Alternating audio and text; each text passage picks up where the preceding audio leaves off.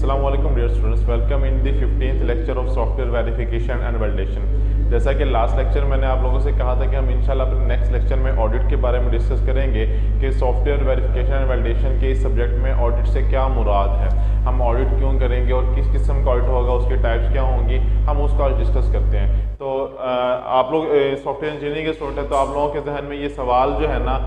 सबसे पहले ज़रूर पैदा होगा कि सर ऑडिट तो वैसे मोस्टली बैंकों में होता है, तो हमारा इस सॉफ्टवेयर की टर्म में ऑडिट से क्या मुराद है। तो बेटा यहाँ पर जो ऑडिट से मुराद है वो ये है कि जब भी आप कोई भी प्रोडक्ट बनाते होते हैं तो उसके लिए आपको जो है ना कि ऑडिट से मुराद वैसे बेसिकली हम अपना नॉर्मल टर्म में देखें तो एक तरह से हिसाब किताब मेंटेन करना है, खाता मेंटेन रखना है कि जी हम किस तरह से जो है ना हर चीज़ को जो है ना वो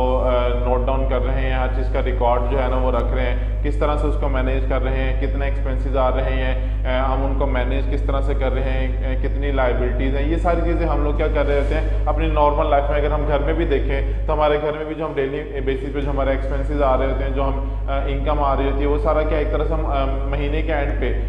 जो सपोज सैलरी वाले पर्सन क्या करते होते हैं कि जिनके सैलरी का हिसाब किताब होता है, महीने के एंड पे वो पूरा का पूरा हिसाब किताब लगाते हैं कि जी इस महीने जो है ना मेरा ये खर्चा हुआ और मेरा जो है ना इतनी इनकम मुझे आएगी महीने के एंड पे, और मैंने उससे फिर ये खर्चे होंगे, ये एक्सपेंसेस होंगे जो पे करने होंगे, उस पर इतने मेरे पास अमाउंट बाकी बच जाएगी और उसको फर्दर मैंने इस तरह से यूटिलाइज करना है। तो पूरा का पूरा एक प्लान जो है ना बनाते हैं। सिमिलरली जब एक सॉफ्टवेयर कंपनी की बात करते हैं या किसी सॉफ्टवेयर बिजनेस की बात करते हैं तो तब भी क्या होता है कि वो बिजनेस क्या करता होता है, अपने पास तमाम का तमाम रिकॉर्ड रखता होता है कि वो कौन कौन सी प्रोडक्ट्स उसने बनाई, कब कब बनाई, किस किस तरह से उसके इनके अमाउंट जो हैं वो रिकवर हुई और उसको किस तरह से जो है रेवेन्यू जनरेट हो रहा है, उसके जो एक्सपेंसेस आए उन प्रोडक्ट को बनाने पर वो क्या थे। तो ये सारी चीज़ें क्या होती हैं ऑडिट में आती हैं। तो ऑडिट की अगर हम डेफिनेशन की प्रॉपर बात करें, अब आपको ऑडिट समझ आ गया होगा कि ऑडिट एक्चुअली है क्या। अब अगर इसकी डेफिनेशन की हम बात करें, so audit can be defined as the process to evaluate a software product against the specified and established standard and specification to ensure that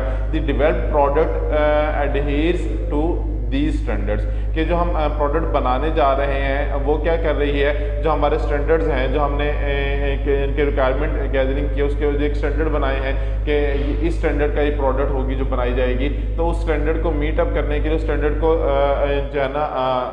इनके एक्यूरेट रखने के लिए, उस स्टैंडर्ड को मीट करने के लिए हम क्या करते होते हैं ऑडिट परफॉर्म करते होते हैं। आज का पर्पज़ क्या होता है बेसिकली, बेसिक जो ऑडिट का पर्पज़ होता है वो सॉफ्टवेयर टेस्टिंग के अंदर वो ये होता है कि हम एग्जामिन करना चाह रहे होते हैं तमाम प्रोसेस को जो हम सॉफ्टवेयर डेवलपमेंट के अंदर परफॉर्म कर रहे थे, जो हमने ऑलरेडी पढ़ भी लिए हैं, डिस्कस भी कर लिए हैं। उसके अलावा हम जो इम्प्लीमेंटेशन परफॉर्म करते हैं, जो सॉफ्टवेयर के अंदर जो प्रोसेस इंप्लीमेंट करते होते हैं, हम उनके बारे में ऑडिट परफॉर्म करना चाह रहे होते हैं कि वो प्रोसेस इंप्लीमेंट करने पे हमें क्या कॉस्ट बियर करनी पड़ी, किस तरह से हमने प्रोसेस इंप्लीमेंट किया। तो ये सारी चीज़ें हम उसमें क्या कर रहे होते हैं चेक कर रहे होते हैं ऑडिट के अंदर। उसके अलावा टेस्टिंग जो प्रोसेस होते हैं उन पर हमारी जो कॉस्ट आती है वो कॉस्ट भी हम देख रहे होते हैं कि हमारा टेस्टिंग प्रोसेस में कितनी कॉस्ट हमें पे करनी पड़ी है, और जो हम उसे कस्टमर से या क्लाइंट से जो कॉस्ट ले रहे हैं वो कॉस्ट क्या है। उसके बाद अगर हम ऑब्जेक्टिव्स की बात करें कि ऑडिट के ऑब्जेक्टिव्स क्या हैं, तो जो मेन ऑब्जेक्टिव होता है ऑडिट का वो इंडिपेंडेंट इवैल्यूएशन परफॉर्म करना होता है कि हम ऑडिट के थ्रू क्या करना चाह रहे होते हैं, इंडिपेंडेंट इवैल्यूएशन परफॉर्म करना चाह रहे हैं अपने सॉफ्टवेयर की, अपने प्रोडक्ट की, अपने प्रोसेसेस की, जो सॉफ्टवेयर को बनाने के लिए इनके स्टैंडर्ड को मीटअप करवाने के लिए हम जो है ना इस्तेमाल कर रहे होते हैं। इसके अलावा गाइडलाइंस या प्लान्स और प्रोसीजर जो हम इस्तेमाल कर रहे होते हैं सॉफ्टवेयर को डेवलपमेंट करने के लिए, तो उसके अंदर जो इस गाइडलाइंस या प्रोसीजर या प्लान इस्तेमाल कर रहे होते हैं उनको भी हम ऑडिट परफॉर्म करते होते हैं कि वो कितने एक्यूरेट हैं और कितना अच्छा हमें रिजल्ट उससे मिल सकता है। उसके अलावा अगर हम टाइप्स की बात करें कि ऑडिट के अंदर किस किस्म कौन कौन सी टाइप्स होती हैं सॉफ्टवेयर के अंदर, तो ये कुछ टाइप्स हैं। First of all internal audit होता है, देन एक्सटर्नल ऑडिट होता है, देन IRS होता है, इंटरनल रेवेन्यू सर्विसेज इसको बोलते हैं हम, IRS tax audit, financial audit, operational audit, compliance audit, information system audit, payroll audit and पे ऑडिट। तो ये क्या होते हैं, किस तरह से इसके अंदर जो है ना ऑडिट परफॉर्म किया जाता है, हम इसको वन बाय वन डिस्कस कर लेते हैं। फर्स्ट ऑफ ऑल देखते हैं इंटरनल ऑडिट। इंटरनल ऑडिट जो है ना वो बिजनेस के अंदर ही परफॉर्म किया जाता है, लाइक इसके लिए आपको कोई एक्सटर्नल हायर्स नहीं करने पड़ते। आपने अक्सर देखा होगा, अगर आपका किसी कंपनी में कभी ऑडिट टाइम पर विजिट हुआ हो, तो कंपनीज क्या करती हैं, जो उनके इंटरनल ऑडिटर्स होते हैं, एम्प्लॉयज़ होते हैं, वो क्या करती हैं, उनसे ऑडिट परफॉर्म करती हैं, जिसके थ्रू वो ये जानती हैं कि जी उनका जो इस ईयर की या इस मंथ की, ये मंथली भी हो सकता है, क्वार्टरली भी हो सकता है, जो इंटरनल ऑडिट होता है ये मंथली भी हो सकता है, क्वार्टरली भी हो सकता है और एनुअली भी हो सकता है। डिपेंड करता है कंपनी टू कंपनी कि उस कंपनी का इंफ्रास्ट्रक्चर कैसा है, उस कंपनी में किस किस्म के रूल्स हैं, ठीक है ना, वो डिपेंड करता है बिजनेस टू बिजनेस। तो वो मंथली परफॉर्म कर सकते हैं, क्वार्टरली भी, एनुअली भी, ठीक है ना। तो ये कंपनी की अपनी पॉलिसीज पर डिपेंड करता होता है। सो इसके अंदर क्या करते होते हैं, जो कंपनी के इंटरनल एम्प्लॉयज़ होते हैं, जो इंटरनल ऑडिटर्स होते हैं, उनके थ्रू क्या किया जाता है, कंपनी का ऑडिट परफॉर्म किया जाता है और उसके थ्रू जो है ना कंपनीज के तमाम एसेट्स को चेक किया जाता है, लाइबिलिटीज़ को चेक किया जाता है, उसके तमाम कैश इन कैश आउट जो कैश फ्लो हो रहा होता है उसको चेक किया जाता है और उसके थ्रू जो है ना वो रिपोर्ट्स फिर जो इंटरनल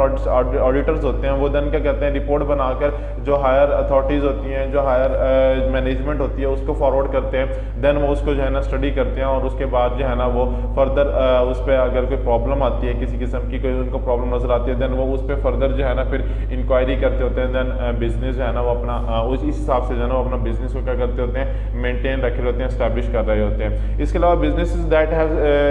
शेयर होल्डर्स और बोर्ड मेंबर्स में use internal audits as a way to update them on their business finance and internal audits are a good way to check in on financial goals. कि अगर आपने check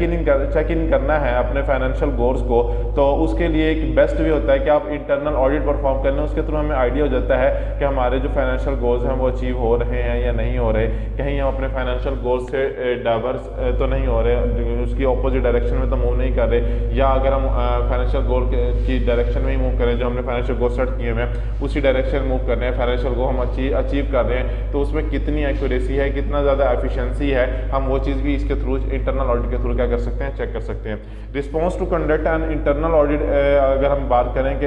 reasons के internal audit जो है ना वो हम क्यों कंडक्ट करते हैं, उसकी रीजंस क्या होती हैं, तो ये कुछ रीजंस हैं कि फर्स्ट ऑफ ऑल क्या होता है, पर्पस इंप्रूवमेंट करना होती है कि हमने प्रपोज इंप्रूवमेंट होती है कि हमने जो अपना बिजनेस है उसके जो प्रपोज किया होता है, जो हमने इनके गोल सेट किया होता है, प्रपोज गोल होता है कि हमने इस साल के एंड पे इतना रेवेन्यू जनरेट करना है। फॉर एग्जांपल एक बिजनेस कहता है कि मैंने इस साल के एंड पे जो है ना 1 करोड़ का जो है ना रेवेन्यू जनरेट करना है, तो ये क्या है, उसका गोल है। उस गोल को अचीव करने के लिए क्या करते हैं, जो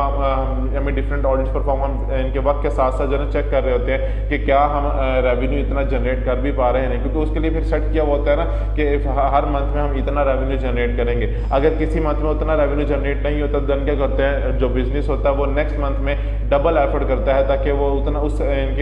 जो लास्ट मंथ में रेवेन्यू जो रिक्वायर्ड था वो जनरेट नहीं हो, तो उसकी डेफिशिएंसी को क्या करे, नेक्स्ट मंथ में जो है ना ओवरकम कर सकते हैं। उसके अलावा मॉनिटर इफेक्टिवनेस, कि हम अपने बिजनेस में जो है जो प्रोडक्ट्स हम बना रहे हैं, जो हम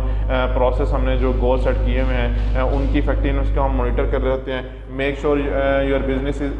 complaint with laws and regulations, कि हम इस बात को इंश्योर बना रहे होते हैं कि हमारा बिजनेस जो है ना वो लॉज एंड रेगुलेशंस के साथ जो है ना वो कंप्लाइंट कर रहा है। उसके अलावा review and verify financial information, कि हमने अगर फाइनेंशियल इन्फॉर्मेशन को रिव्यूज़ करना है, वेरीफाई करना है, तो उसके लिए भी हम क्या करते होते हैं, ऑडिट्स परफॉर्म करते होते हैं। Evaluation risk management policies and procedures,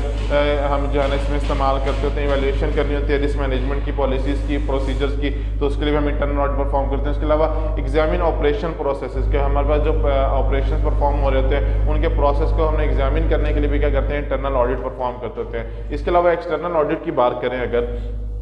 external audit basically third party के थ्रू हम कंडक्ट करते होते हैं। आपने देखा होगा कि मोस्टली जून जुलाई के महीने में ना अक्सर प्लेसेस पर क्या होता है, ऑडिट्स परफॉर्म हो रहे होते हैं। आप किसी बैंक में जाते हैं, वो कहते हैं जी हमारे यहाँ ऑडिट हो रहा है, ठीक है ना। किसी कंपनी में जाते हैं, वो कहते हैं हमारा ऑडिट हो रहा है। तो जो जून जुलाई का महीना, क्योंकि ये एक तरह से ना एनुअल क्लोजिंग का मंथ कंसिडर किए जाते हैं कि एनुअली जो है ना बिजनेस कोई भी है ना वो क्लोज हो रहा होता है इन 2 महीनों के अंदर, ठीक है। तो इन 2-3 महीनों के अंदर क्या होता है, बहुत ज़्यादा कंपनीज में में स्टाफ भी बहुत ज़्यादा मसरूफ़ होता है और मोस्टली स्टाफ जो है ना वो लेट नाइट घर जा रहा होता है, स्पेशली बैंक्स के अंदर, क्यों? क्योंकि उनको ऑडिट्स परफॉर्म हो रहे होते हैं। तो ये एक्सटर्नल ऑडिट होता है। इसमें क्या होता है कि थर्ड पार्टी को जो है ना वो इन्वाइट किया जाता है, हायर जो मैनेजमेंट होती है वो थर्ड पार्टी जो डिफरेंट कंपनीज होती है टैक्स मैनेजमेंट की, उनसे रिक्वेस्ट करते हैं कि आप जो है ना हमारी कंपनी में आए, ऑडिट परफॉर्म करें। इसका बेनिफिट क्या है कि हम ये एक्सटर्नल ऑडिट परफॉर्म करते ही क्यों हैं? देखें, जब भी इंटरनल ऑडिट होता है ना, तो इंटरनल ऑडिट में ना एक थोड़ा सा कहीं ना कहीं ये चीज़ रह जाती है कि वही लोग हैं कंपनी के अंदर जो क्या कर रहे हैं, तमाम के तमाम चीज़ें मैनेज कर रहे हैं, और वही लोग इनके अपना ही ऑडिट खुद कर रहे होते हैं। तो उसमें ऐसा हो सकता है कि कहीं ना कहीं, क्योंकि ह्यूमन है ना कहीं किसी किस्म का कोई प्रॉब्लम आ जाए, कोई स्टेटमेंट जो है ना वो एक्यूरेट ना हो, उनकी एक्यूरेसी का प्रॉब्लम आ सकता है, रिजल्ट्स की एक्यूरेसी का प्रॉब्लम आ सकता है। तो उस चीज़ को ओवरकम करने के लिए हम क्या करते हैं, बिल्कुल एक अननोन पर्सन जो हमारा कंपनी का, जिससे हमारी कंपनी का कोई डायरेक्टली लिंक नहीं होता, हमारी कंपनी में किसी एम्प्लॉय से उसका कोई लिंक नहीं होता, हम उसे नहीं जानते होते, हायर मैनेजमेंट हमारी उसको नहीं जानती होती, वो हम ऐसे पर्सनस को देन हम हायर करते होते हैं, ऐसे फर्म्स को हम हायर करते होते हैं कि आप आएँ हमारी कंपनी में और आकर हमारी कंपनी का ऑडिट परफॉर्म करें और देखें कि हमारी कंपनी में किसी किस्म के, और जो हमने इंटरनल ऑडिट परफॉर्म किया उसमें किसी किस्म का कोई प्रॉब्लम तो नहीं है, क्या वो स्टेटमेंट्स, क्या वो ऑडिट्स एक्यूरेट हैं या नहीं है, क्या वो रिजल्ट्स एक्यूरेट हैं या नहीं है। तो हम ये सब चीज़ें किस तरह से चेक कर सकते हैं, एक्सटर्नल ऑडिट के थ्रू चेक कर सकते हैं। इसके थ्रू हमें क्या, हमें बेहतर रिजल्ट एक तो मिल सकते हैं, दूसरा ये है कि हमारा इस तरह से जो है ना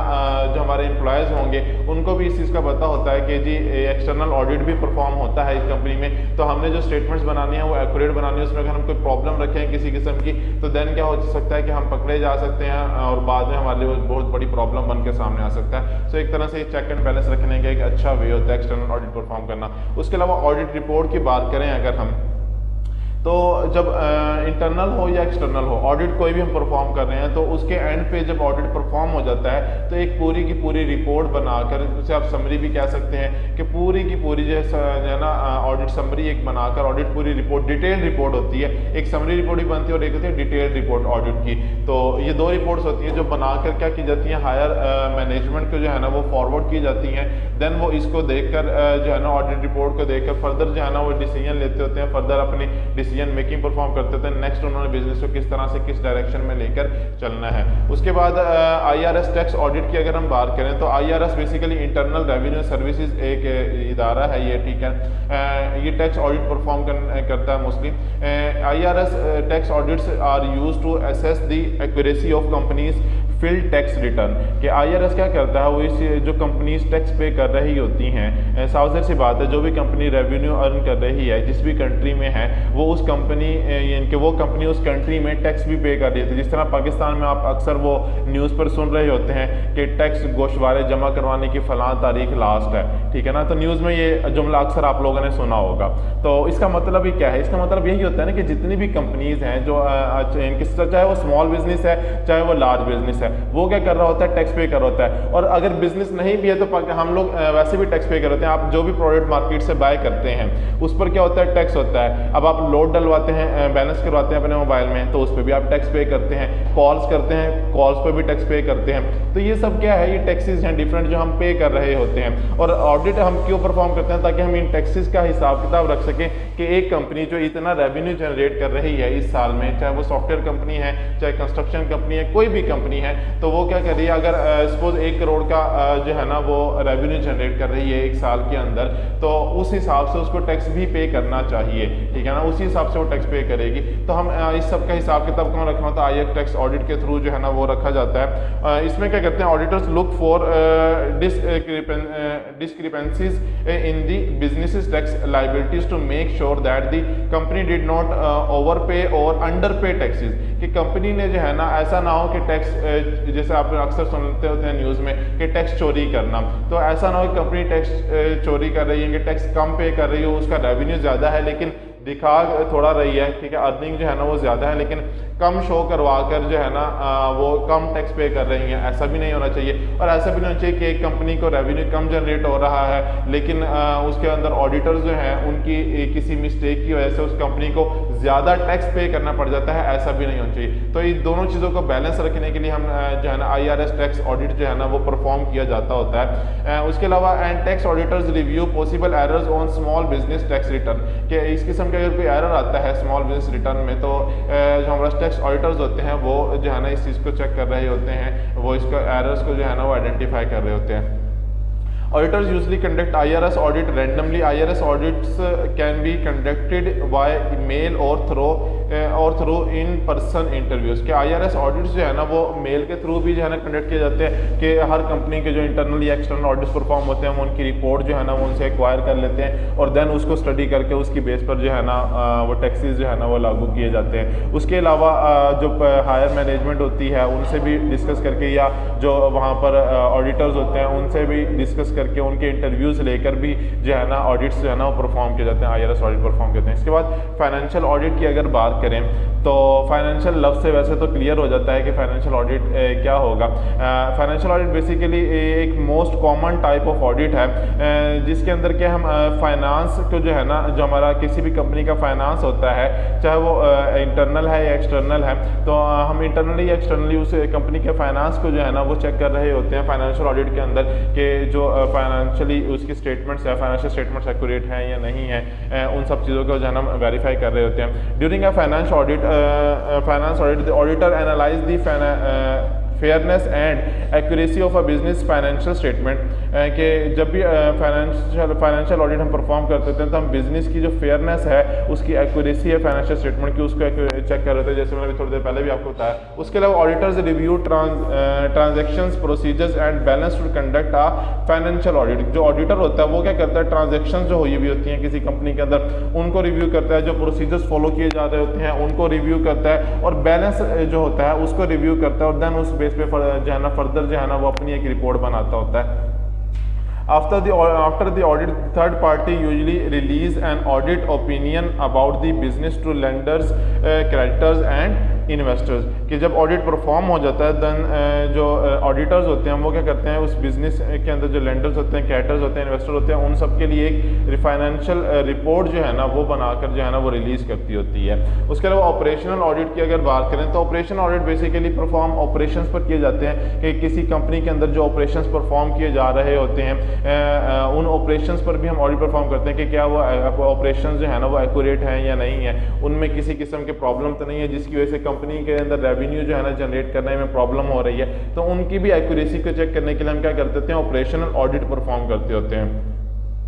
ये बेसिकली इंटरनल ऑडिट की तरह ही होते हैं, जिस तरह से इंटरनल ऑडिट में जो कंपनी के एम्प्लॉयज़ हैं वही जो है ना ऑडिट कर रहे होते हैं, इसी तरह ऑपरेशन ऑडिट के अंदर भी हमारी कंपनीज के एम्प्लॉयज़ होते हैं वही जो है ना ऑडिट परफॉर्म करते हैं, ऑपरेशंस को जो है ना ऑब्जर्व करते होते हैं और देन उनकी ऑब्जर्वेशन की बेस पर जो है ना ऑपरेशंस की ऑब्जर्वेशन की बेस पर वो फर्दर डिसीजंस ले रहे होते हैं, फर्दर रिपोर्ट्स जनरेट करके देते हैं हायर मैनेजमेंट को, जिस पर हायर मैनेजमेंट फर्दर जो है ना बोर्ड ऑफ डायरेक्टर के साथ डिस्कस करके मीटिंग के अंदर जो पॉइंट्स जो इशूज़ होते हैं वो डिस्कस करने के बाद न्यू पॉलिसीज़ बनानी हो तो वो न्यू पॉलिसीज़ बनाते होते हैं, या अगर उनमें जो एग्जिस्टिंग पॉलिसीज उनमें कोई माइनर चेंजिंग उनको करनी है तो वो चेंज करते हैं। तो सारा काम किस बेस पे होता है, ऑपरेशनल ऑडिट की बेस पे होता है कि कौन कौन से ऑपरेशन जो है ना उनको बेहतर बनाने की ज़रूरत है, कौन कौन से ऑपरेशन जो है ना उनमें कोई किसी किस्म की चेंजिंग की ज़रूरत है, ये सारी चीज़ें ऑपरेशन ऑडिट के अंदर जो है ना वो चेक की जा रही होती हैं। उसके अलावा कंप्लायंस ऑडिट की अगर बात करें तो compliance audit examines business policies and procedures to see if that comply with internal और एक्सटर्नल स्टैंडर्ड्स, कि किसी भी कंपनी के लिए जो इंटरनल और एक्सटर्नल स्टैंडर्ड्स हैं क्या वो मीटअप हो रहे हैं या नहीं, उनको कंप्लाई करने के लिए हम क्या कर देते हैं कंप्लायंस ऑडिट जो है ना वो परफॉर्म कर देते हैं। Compliance audit can help determine whether or not business is compliant with paying workers compensations or shareholder distributions and they can help determine if the business is compliant with IRS regulations. कि compliance audit के अंदर हम क्या कर रहे होते हैं इस चीज़ को डिटरमाइन कर रहे होते हैं, इंश्योर कर रहे होते हैं कि जो कंपनी है वो जो वर्कर्स हैं उसके अंदर उनको वो क्या पे कर रही है, उनकी कंपनसेशन क्या है, किसी किस्म की कंपनसेशन दे रही है तो किस किस्म की कंपनसेशन है, शेयर होल्डर्स को कैसे शेयर डिस्ट्रीब्यूट कर रही है। उसके अलावा जो IRS के स्टैंडर्ड्स हैं क्या वो उनके मुताबिक जो है ना कंपनी को चला रहे हैं या नहीं चला रहे, उन स्टैंडर्ड्स के मुताबिक टैक्स पे कर रहे हैं या नहीं कर रहे, तो कंप्लायंस ऑडिट के थ्रू हम ये चीज़ जो है ना वो डिटरमाइन करते होते हैं। इसके अलावा इंफॉर्मेशन सिस्टम ऑडिट की अगर बात करें तो इंफॉर्मेशन सिस्टम आईएस हम इसको कह सकते हैं शॉर्ट टर्म में कि information system audit, IS audit जो हम परफॉर्म कर रहे होते हैं वो मोस्टली जो है ना किसी भी सॉफ्टवेयर या आईटी कंपनी के ऊपर बहुत ज़्यादा इम्पैक्ट करता होता है। इसके अंदर क्या होता है, business owner use information system audits to detect issues relating to software development, data processing and computer system. के बिजनेस ओनर्स जो होते हैं ना वो आईएस का ऑडिट परफॉर्म करते होते हैं इस चीज़ को डिटेक्ट करने के लिए कि उनके जो डेवलपमेंट का सॉफ्टवेयर डेवलपमेंट के जो प्रोसेस है, सॉफ्टवेयर डेवलपमेंट जो कर रहे हैं, उसके अलावा डेटा प्रोसेसिंग जो हो रही है या कंपनी के जो सिस्टम्स हैं उनमें किसी किस्म की कोई प्रॉब्लम तो नहीं है, कोई इशू तो नहीं है, उस चीज़ को डिटेक्ट करने के लिए क्या करते हैं बिजनेस ओनर्स जो है ना वो आईएस ऑडिट जो है ना वो कंडक्ट करवाते हैं। This type of audit ensures the system provide accurate information to users and make sure unauthorised parties do not have access to private data. कि इस केस में हम इस चीज़ को भी इंश्योर करवाते होते हैं आईएस ऑडिट के थ्रू कि अनऑथराइज्ड पर्सन जो है ना वो हमारा कोई सीक्रेट डेटा को एक्सेस ना कर पाए। जिस तरह से अक्सर आपने बैंक्स में देखा होगा, बैंक्स में क्या होता है कि अगर एक काउंटर पर आप गए हैं और आपने एक टास्क परफॉर्म करना है तो वो कहता है कि सर मेरे पास इस टास्क को परफॉर्म करने के राइट्स नहीं है, सपोज आपने अपना नाम चेंज करवाना है तो वो क्या कहता है कि जो काउंटर वाला पर्सन वो कहेगा सर मेरे पास इस चीज़ के राइट्स नहीं, मैं आपको ये बता सकता हूँ कि आपका बैलेंस इतना है अकाउंट में, आपका बाकी डिटेल्स में आपको बता सकता हूँ, लेकिन अगर आपको किसी किस्म की चेंजिंग करवानी है, अपने एड्रेस में कोई चेंजिंग करवानी है या अपने कॉन्टैक्ट डिटेल्स में कोई चेंजिंग करवानी है तो उसके लिए आपको फलां मैनेजर साहब अंदर मौजूद हैं, उनसे जाके मिलना होगा और वो ये चेंजिंग परफॉर्म कर सकते हैं, उनके पास इस चीज़ का राइट है, मेरे पास इस चीज़ का राइट नहीं है। तो ये बेसिकली जब सॉफ्टवेयर डेवलप किया जाता होता है तो उसी वक्त ये राइट्स जो है ना वो डिफाइन किए जाते हैं। तो आईएस ऑडिट के थ्रू हम इन राइट्स को भी टेस्ट कर रहे होते हैं कि क्या हमारे सिस्टम के अंदर जो ये फंक्शनैलिटी है वो एक्यूरेटली वर्क कर रही है या नहीं कर रही, क्या अनऑथराइज्ड पर्सन जो है ना वो सीक्रेट डेटा को एक्सेस तो नहीं कर पा रहा, अगर कर पा रहा है तो देन हम अपने प्रोडक्ट के अंदर वो फर्दर जो है ना उसको इम्प्रूव करते होते हैं ताकि हमारे जो क्लाइंट्स हैं, जो कस्टमर्स हैं, उनको हम बेहतर जो है ना वो प्रोडक्ट की फैसिलिटीज़ प्रोवाइड कर सकें। Also IT and non software business should regularly conduct mini cyber security audits to ensure their system are secure from fraud and hackers. के हम वैसे भी नॉर्मली जो अच्छी इनके फर्म्स होती हैं, जो इनके अच्छे इदारे, इनके अच्छे सॉफ्टवेयर हाउसेज होते हैं, वो क्या करते होते हैं, वो ये इनके इंफॉर्मेशन सिस्टम ऑडिट परफॉर्म करते रहते हैं इस चीज़ को इंश्योर करने के लिए कि उनका सिस्टम जो है ना वो हैक ना हो जाए, कि कोई इनके हैकिंग होल ना हो, ठीक है ना, किसी किस्म का कोई ऐसा होल मौजूद ना हो जिसके थ्रू जो है ना कोई अटैकर्स या इंट्रूडर जो वो जो है ना इनके ईजीली जो है ना आपके सिस्टम को एक्सेस ना कर सके, ठीक है ना, ये ईज ड्रॉपिंग परफॉर्म ना कर सके या स्पाइंग परफॉर्म ना कर सके। तो डिफरेंट जो है ना वो टेस्ट जो है ना वो परफॉर्म किए जाते हैं आईएस ऑडिट के अंदर। उसके अलावा पेरोल ऑडिट की अगर हम बात करें तो पेरोल से मुराद आपको भी पता है कि पेरोल से मुराद क्या होता है, सैलरीज होती हैं कि एक कंपनी अपने एम्प्लॉयज़ को जो सैलरीज दे रही है उसका रिकॉर्ड मेंटेन करना कि किस एम्प्लॉय को कितनी सैलरी दी जा रही है, क्या उनके सैलरीज देने का जो प्रोसीजर है वो सही है या नहीं है, ठीक है, तमाम एम्प्लॉयज़ को इक्वल सैलरी दी जा रही है, ऐसा ना हो कि किसी एम्प्लॉय को रेफरेंस की बेस पर ज़्यादा सैलरी दी जा रही हो, दूसरे को कम दी जा रही हो। तो इन सब चीज़ों को हम क्या करते होते हैं पेरोल ऑडिट के अंदर जो है ना वो हम चेक करते होते हैं कि तमाम एम्प्लॉयज़ को जिसकी जो सैलरीज हैं वो इक्वली डिस्ट्रीब्यूटेड हैं, या अगर इक्वली डिस्ट्रीब्यूटेड नहीं है तो देन क्या है उनके एक्सपीरियंस की बेस पर उनको जो है ना सैलरीज दी जा रही हैं। तो ये सब हम क्या करते हैं पेरोल ऑडिट के अंदर जो है हम चेक कर रहे होते हैं। उसके अलावा पे ऑडिट की अगर बात करें, pay audits allow to identify pay discrepancies among companies employees. A pay audit can help to spot unequal pay at company during a pay audit, analyze things like disparities due to race, religion, age and gender. जैसे कि अक्सर आपने सुना होगा कि अगर जो है ना अब फॉरेन कंट्री में गए तो वहाँ पर क्या है कि जी अगर पाकिस्तान से लोग गए हैं तो उनको पे जो है ना वो कम दी जाती है, जबकि वहाँ के जो लोग होते हैं उनको पे ज़्यादा कहते हैं। तो ये क्या है, एक तरह से जेंडर डिस्क्रिमिनेशन, सॉरी एक तरह से जो है ना वो एरिया वाइज जो है ना वो डिस्क्रिमिनेशन है कि जी क्योंकि वहाँ के लोग जो है ना वो कहते हैं कि जी हमारे एक्सपेंसेस ज़्यादा हैं ये वो, तो उस वजह से जो है ना उनको जो है ना प्रेफरेंस देते हैं वो, क्योंकि वहीं के सिटीज़न है, उनके पास वहीं का जो है ना वीज़ा होता है, सॉरी वहाँ के जो है ना सिटीजनशिप होती है, तो उसकी वजह से क्या उनको ज़्यादा प्रेफरेंस दी जाती है उनको, जबकि जो दूसरी कंट्री से बुलवाए जाते हैं तो उनको क्या कहता है कि कम सैलरी पर भी, क्योंकि उनको उनके लिए तो फिर वो एक तरह से मल्टीप्लाई हो जाता है ना अमाउंट, कि डॉलर है तो पाकिस्तानी करेंसी बहुत ज़्यादा लो है तो वो मल्टीप्लाई हो जाती है, तो वो कम सैलरी पर भी जॉब करने में राजी होते हैं, जबकि वहाँ के लोग ऐसा नहीं करते, वो उनका एक स्टैंडर्ड है, वो कहते हैं नहीं जी हम इतनी सैलरी पर जॉब करेंगे, इससे कम पे हम जो है ना वो जॉब नहीं करेंगे। तो हम इस चीज़ को भी पे ऑडिट के थ्रू जो है ना वो जो है ना चेक कर रहे होते हैं कि क्या इस किस्म की कोई प्रॉब्लम तो एग्जिस्ट नहीं करती, या जेंडर की बेस पे एक जेंडर को ज़्यादा प्रेफरेंस दी जा रही है, दूसरे जेंडर को कम प्रेफरेंस दी जा रही है, एक जेंडर को ज़्यादा सैलरी दी जा रही है, दूसरे जेंडर को कम सैलरी दी जा रही है, तो ऐसा कोई प्रॉब्लम तो एग्जिस्ट नहीं करता। या रिलीजन बेस पे कि मुस्लिम नॉन मुस्लिम, तो इस बेस पे कोई डिस्क्रिमिनेशन तो नहीं है। उसके अलावा pay audit can also help to ensure workers are paid fairly based on the businesses industry and location, कि जिस भी इंडस्ट्री में वो काम करें, जिस लोकेशन पर काम करें, उस हिसाब से जो है ना वहाँ पर जो क्राइटेरिया चल रहा है सैलरीज का, उस हिसाब से क्या है वो फेयरली जो है ना एम्प्लॉयज़ को पे कर रहे हैं। ऐसा ना हो कि वो एम्प्लॉयज़ को जो है ना प्रॉपरली पे ना करें। तो ये तो थी हमारे पास जो है ना टाइप्स ऑडिट की। उसके अलावा अगर हम इंपॉर्टेंस ऑफ ऑडिट की बात करें, audits must be conducted regularly to understand different aspects of the business, कि किसी बिजनेस के अगर डिफरेंट एस्पेक्ट्स को हमें स्टडी करना है तो ऑब्वियस ही बात हम उसको ऑडिट के थ्रू जो है ना वो स्टडी कर सकते हैं। उसके अलावा audits can help catch issues early on before they snowball into big mistakes. अब यहाँ पे स्नोबॉल एक टर्म यूज़ की गई है। स्नोबॉल से क्या मुराद है, आपने अक्सर देखा होगा, मूवीज़ में भी शायद देखा हो आप लोगों ने, कि अगर पहाड़ के ऊपर चढ़ के आप क्या इनके वो एक बर्फ़ का छोटा सा गोला बनाएं और उसको स्लाइड करवाना शुरू करें, ठीक है ना, तो जब वो ज़मीन तक पहुँचते पहुँचते वो एक बहुत बड़ा बाउल बन जाता है, ठीक है ना, एक बहुत बड़ा बॉल बन जाता है, तो उसे कहते हैं हम स्नोबॉल, ठीक है ना। तो इसी तरह से आपकी जो छोटी छोटी मिस्टेक्स होती हैं ऑडिट के अंदर, इसकी मैं एक एग्जांपल छोटी सी देता हूँ। एक कंपनी थी, मैं उसका नाम मेंशन नहीं करूँगा, उस कंपनी में उन्होंने ना एक सॉफ्टवेयर बना के दिया एक बैंक का। अच्छा, अब वो सॉफ्टवेयर बनाकर उन्होंने इम्प्लीमेंट कर दिया,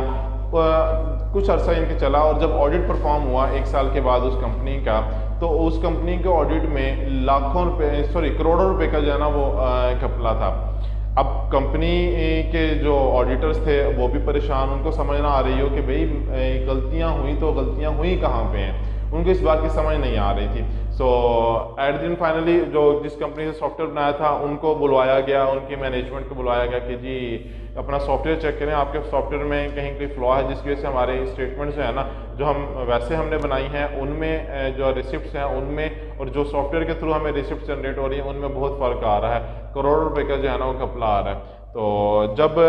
उस सॉफ्टवेयर पर ऑडिट परफॉर्म किया गया तो देन ये बात क्लियर हुई कि उस सॉफ्टवेयर के अंदर जो राउंड का फंक्शन होता है ना, कि सपोज अमाउंट आ रही है 730.29, तो वो जो पॉइंट के बाद वाली वैल्यूज थी वो इग्नोर कर देता था सॉफ्टवेयर, पॉइंट के बाद वाली वैल्यूज को काउंट ही नहीं करता था, और उसको काउंट ना करने की वजह से वो करोड़ों रुपए का जो है ना वो जो है ना घपला हो गया स्टेटमेंट्स के अंदर। तो ये छोटी छोटी चीज़ें होती हैं जो क्या करनी होती हैं, जब भी ऑडिट परफॉर्म किया जाता है या कोई प्रोडक्ट बनाई जा रही होती है तो उसके अंदर जो है ना ये चीज़ें जो है ना वो लाजमी जो है ना देखते थे, क्योंकि देखिए एक छोटी सी चीज़ की वजह से अब अगर आप पॉइंट्स में इस तरह से रुपीज़ को जमा करते रहें तो आप खुद देख लें कि कितने अरबों रुपए तक की जो है ना स्टेटमेंट्स में घपले हो सकते हैं, ठीक है। तो छोटी छोटी चीज़ें हैं जिनको जो है ना इंसान को मद्देनजर रखना चाहिए। Being a software engineer students, आप लोगों को इन बातों का पता होना चाहिए, और आप लोग जब सॉफ्टवेयर डेवलपमेंट परफॉर्म करें या कहीं किसी कंपनी में जॉब करें तो इन चीज़ों को जो है ना लाजमी तौर पर इंश्योर कीजिएगा कि इस किस्म के प्रॉब्लम्स जो है ना वो आपके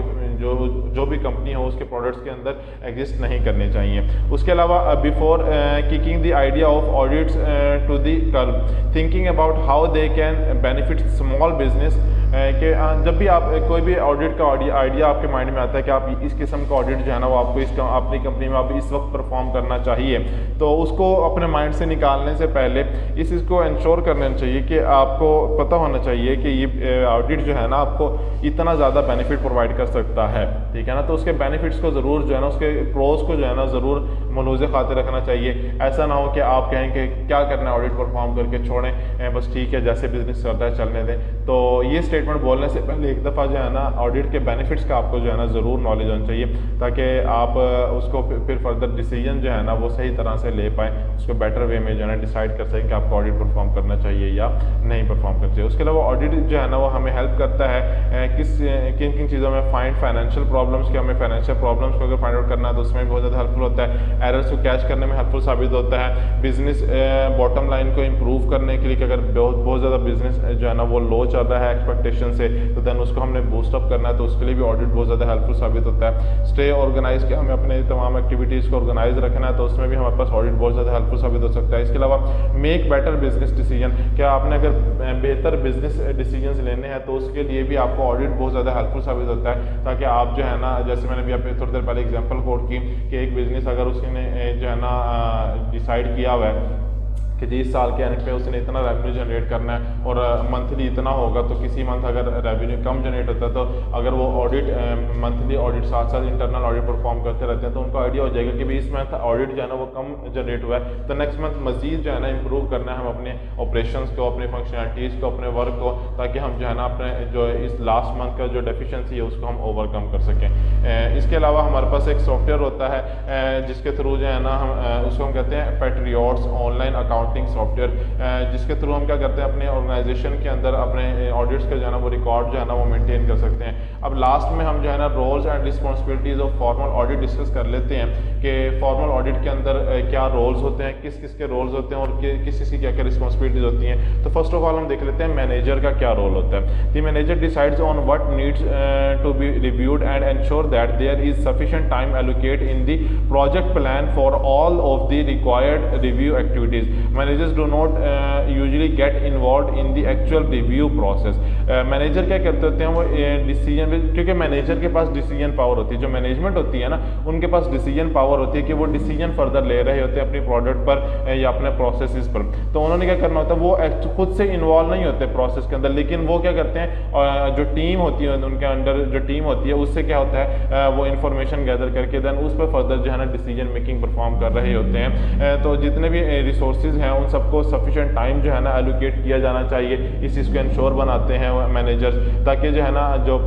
प्रोडक्टिविटी है वो इम्प्रूव हो सके। उसके अलावा मॉडरेटर्स हमारे पास क्या काम करते हैं, moderators also known as lead reviewer, के मॉडरेटर्स को हम लीड रिव्यूअर भी बोलते होते हैं। Reviews the set of documents, के हमारे पास जो जितने भी डॉक्यूमेंट्स हैं उन सबको रिव्यू करते होते हैं। The moderator will make the final decision as whether or not to release and update document. जो मॉडरेटर होते हैं वो इस चीज़ का फाइनल डिसीजन भी लेते होते हैं कि जो उनका ऑडिट की रिपोर्ट्स हैं, जैसे एनुअली आपने देखा होगा बहुत सारी कंपनीज की जो है ना वो रिपोर्ट्स जो है ना वो पब्लिश होती हैं, इवन न्यूज़पेपर में भी पब्लिश होती हैं रिपोर्ट्स। अक्सर बिजनेस अपनी जो ऑडिट रिपोर्ट्स जो है ना वो पब्लिश करते हैं, न्यूज़पेपर में करते हैं। उसके अलावा अपना जो है ना वो एक डॉक्यूमेंट पब्लिश करती होती हैं कंपनीज के इस साल जो है ना हमने ये हमारा एक्सपेंसेस रहे, ये हमने इतना रेवेन्यू जनरेट किया, तो ताकि जो है ना लोग उनकी कंपनी में इन्वेस्ट करें,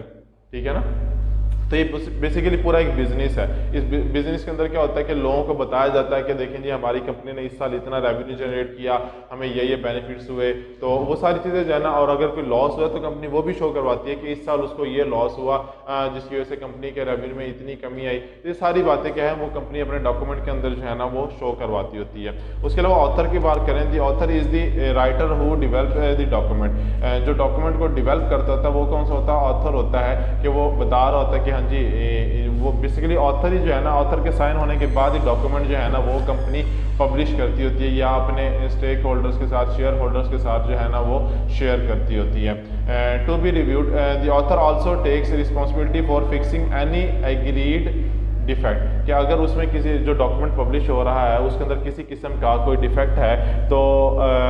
अगर कि कंपनी के कुछ एम्प्लॉयज कहते हैं कि जी इस स्टेटमेंट में यहाँ पर ये प्रॉब्लम है, तो जो ऑथर होता है उसके पास ये राइट होता है कि वो क्या कर सकते हैं, वो बेसिकली वो रिस्पॉन्सिबल होता है कि इस किस्म के जो भी डिफेक्ट हैं उन सबको जो है ना फर्दर फिक्स करे, उन सबको जो है ना एम्प्लॉयज़ के थ्रू जो है ना डिफरेंट ऑडिट्स परफॉर्म करवा के वो क्या करे, उस प्रॉब्लम को फिक्स करे। उसके अलावा स्क्राइब या रिकॉर्डर की अगर बात करें, scribe attend the review meeting and documents all of the issues. जो स्क्राइब होता है या रिकॉर्डर होता है वो जितनी भी मीटिंग्स होती हैं ना हायर मैनेजमेंट के दरमियान उन सबको अटेंड करता है और उन सबको रिकॉर्ड करता है, उनके मिनट्स बनाता है, ठीक है ना, मिनट्स, और उस मीटिंग के अंदर जितने डिफेक्ट या प्रॉब्लम डिस्कस की होती हैं उन सबको नोट डाउन करने के बाद फर्दर जो है ना वो एक उस पर पूरी प्रेजेंटेशन बनाकर या पूरी रिपोर्ट बनाकर जो है वो मैनेजमेंट को देता होता है कि इस मीटिंग में ये पॉइंट डिस्कस हुए थे, और वो जो डॉक्यूमेंट होता है दैन वो सब एम्प्लॉयज़ का शेयर कर दिया जाता है जिनको फर्दर जो है ना इन्वॉल्व करना होता है उस प्रोसेस के अंदर, जिसके थ्रू कंपनी अपने जो है ना रेवेन्यूज़ को इम्प्रूव कर सकती है, अपने ऑडिट प्रोसेस को इम्प्रूव कर सकती है, अपने ऑपरेशंस को इम्प्रूव कर सकती है। तो ये था हमारा ऑडिट के बारे में डिस्कशन। आज के लेक्चर में जो है ना हमने तकरीबन ऑडिट को डिस्कस किया है कि ऑडिट क्या होता है, उसके अंदर रोल किस चीज़ का क्या क्या रोल होता है, उसकी टाइप्स क्या होती हैं। होप सो आपको समझ आ गई होगी। इंशाल्लाह अपने नेक्स्ट लेक्चर में हम मज़ीद कुछ रोल्स को डिस्कस करेंगे। तब तक अपना ख्याल रखिएगा। अल्लाह हाफिज़।